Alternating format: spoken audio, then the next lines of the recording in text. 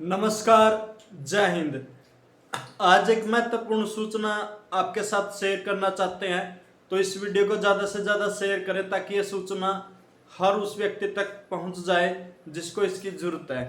तो सूचना जो महत्वपूर्ण सूचना है वो ये है कि यदि आपको हरियाणा में टीचर बनना है यानी कि अध्यापक बनना है, तो अध्यापक बनने से पहले हरियाणा में तो एक टेस्ट होता है जो कि टीचर एलिजिबिलिटी टेस्ट होता है, वो देना अनिवार्य होता है। क्योंकि जब आप उस टेस्ट को क्वालिफाई करते हैं तो क्वालिफाई करने के बाद ही आप टीचर बनने के लिए एलिजिबल हो जाएंगे। मतलब कि जो टीचर बनने की जो पहली शर्त है वो ये शर्त है कि आपको एचटेट क्वालिफाई करना अनिवार्य है। तो एचटेट के जो फॉर्म है उसको हरियाणा विद्यालय शिक्षा बोर्ड भिवानी द्वारा हर साल निकाले जाते हैं और हर साल इसका एग्जाम होता है। और जो एग्जाम अपीयर कर देता है, जो क्लियर कर देता है एग्जाम, तो वो क्वालिफाई हो जाता है। और उसके बाद जब भी हरियाणा में टीचर की वैकेंसी आएगी तो उसकी जो पहली शर्त होती है, पहली क्राइटेरिया होता है, वो यही होता है कि आप एचटेट क्वालिफाई होने चाहिए हुई। तो जो ये सूचना है वो सूचना ये है कि जो एचटेट है, यदि किसी में एचटेट के फॉर्म फिल करना है यानी कि एचटेट का एग्जाम देना है तो उसके फॉर्म निकल चुके हैं।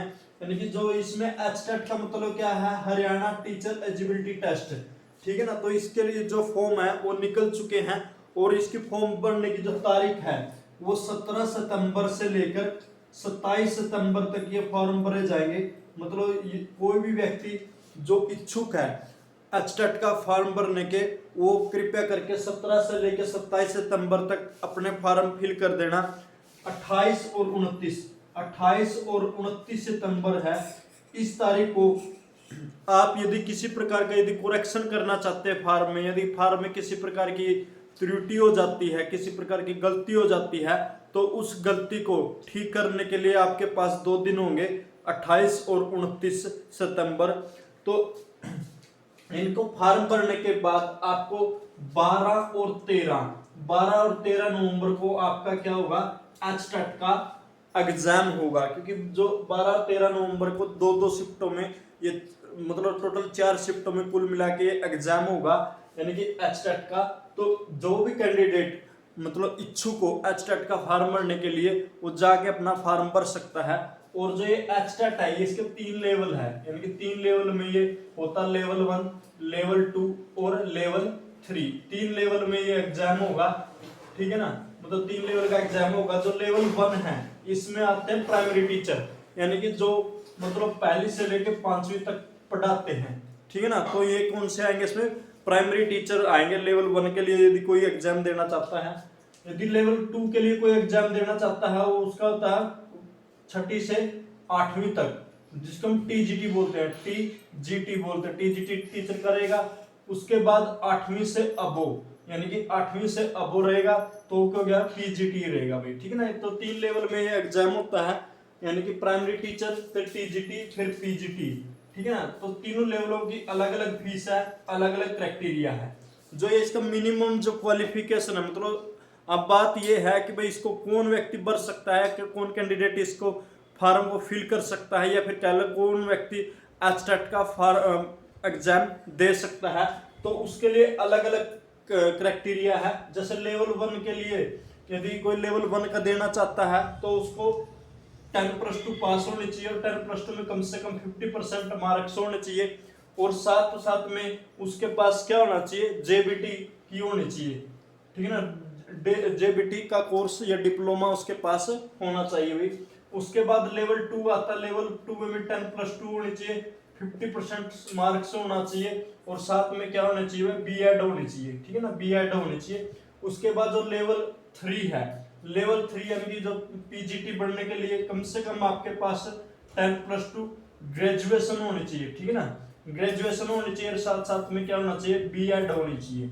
तो यदि आपके पास ये क्राइटेरिया है, यदि आप इसको फुलफिल करते हैं, मान लो किसी व्यक्ति ने +2 किया साथ में जेबीटी किया है, तो भी एचटेट का फॉर्म भर सकता है और प्राइमरी टीचर बन सकता है। इसी प्रकार यदि किसी व्यक्ति ने +2 की है, उसके बाद बीएड की है, वो भी टीजीटी का फॉर्म लेवल के लिए फॉर्म भर सकता है, टीजीटी टीचर बन सकता है। और यदि किसी व्यक्ति ने +2 ग्रेजुएशन और बीएड की है तो वो भी पीजीटी के लिए अप्लाई कर सकता है।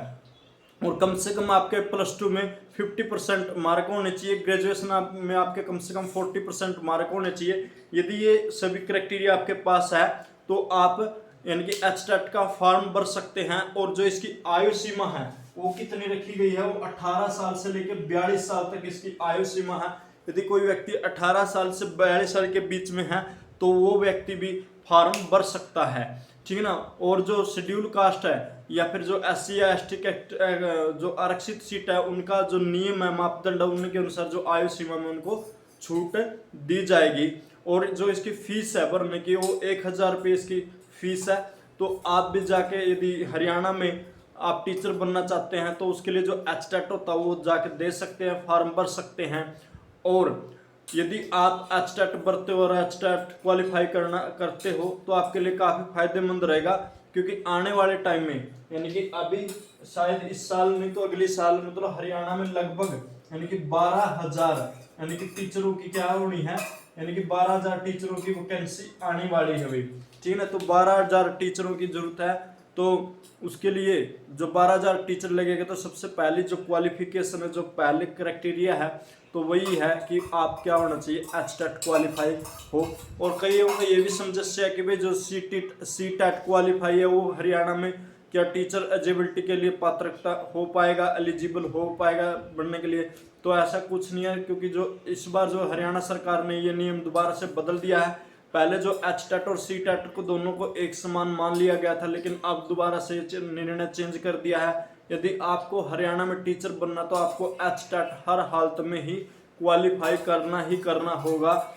इसके अलावा चाहे आप सीटेट क्वालिफाई हो या ना हो, उससे उसको कोई मतलब नहीं है। यदि कोई व्यक्ति एचटेट के लिए जाना चाहता है तो उसको ये वीडियो ज़्यादा से ज़्यादा शेयर करें, ताकि ज़्यादा से ज़्यादा व्यक्ति फॉर्म भरे और ज़्यादा से ज़्यादा टीचर बनने का अपना सपना साकार कर सके।